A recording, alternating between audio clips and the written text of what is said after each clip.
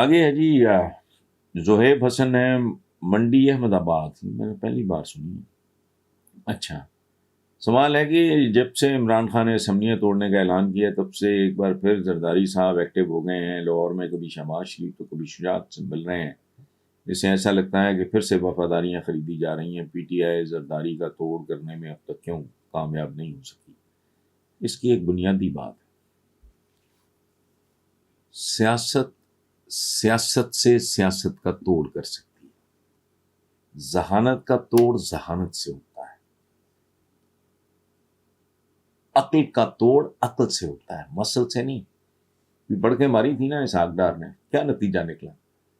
پھر وہ 200 سے تھی، یہ ہو گیا تو وہ ہو گیا ڈالر، ابھی تو میں نے ڈنڈا ہی نہیں اٹھایا، اندازہ لگائیں اب کیا حال ہو رہا ہے۔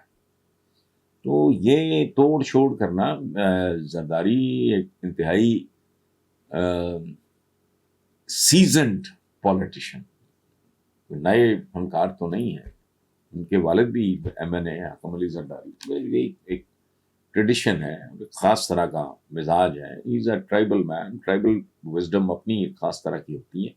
اور دوسرے، زرداری میں جتنی صفات ہیں ان کی ایک دو چیزیں ایکلپس کر گئی، اور وہ بھی بے شمار اس میں نون لیگ کا ہاتھ تھا۔ یہ جو مسٹر 10% وغیرہ، حسین حقانی اس زمانے میں ان کے پے رول پہ تھا، ان کا پتہ نہیں کیا تھا پنجاب میں، مجھے اب یاد نہیں۔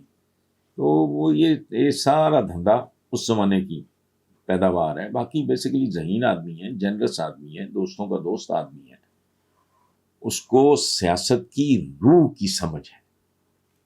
پی ٹی آئی تو بھی تجربات سے گزرے گی۔ بہرحال، السلام علیکم ویورز، آج کا پہلا سوال ہے اسفند خان ہے مردان سے۔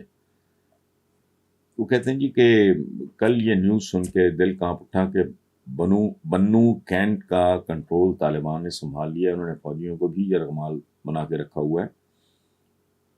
آپ قبائلی علاقوں میں بڑھتی دہشت گردی کو کیسے دیکھتے ہیں؟ کیا یہ ایک بار پھر سے پورے ملک کو اپنے لپیٹ میں لے سکتی ہے؟ وہ جو ایک راؤنڈ ہو چکا ہے اسفند صاحب، وہ تو ممکن نہیں ہے۔ دوسری بات یہ ہے کہ انہیں اوور آل اس ملک کے جو کرتے دھرتے ہیں، انہیں اپنی سوچ کو ری وزٹ کرنا چاہیے۔ یہ ڈھونگ ہے بہت بڑا دنیا میں، یہ بس برادر اسلامی، یہ برادر نہیں ہوتے۔ ایران عراق کی کتنے وہاں مارے گئے، کتنے یہاں مارے گئے، کتنی عورتیں وہاں بیوہ ہوئیں، کتنی عورتیں یہاں بیوہ ہوئیں، کتنے بچے وہاں یتیم ہوئے، وہ برادر نہیں تھے؟ بے شمار برادر اسلامی ملکوں کے آپس میں تعلقات نہیں ہیں۔ تو یہ اور تصویراتی گہرائی اور برادر فلانا چھوڑ کے اتنا کریں جتنا کرنا چاہیے، اور ان کے ساتھ آہنی ہاتھ سے نپٹیں۔ میں آپ کو سچی بات بتاؤں، اتنا کچھ دیکھنے کرنے کے بعد یہ پچھلے دنوں کو، حالانکہ میں کرکٹ دیکھتا نہیں، میں نے جب سنا تو میں نے وہ ریوائنڈ کر کے دیکھا۔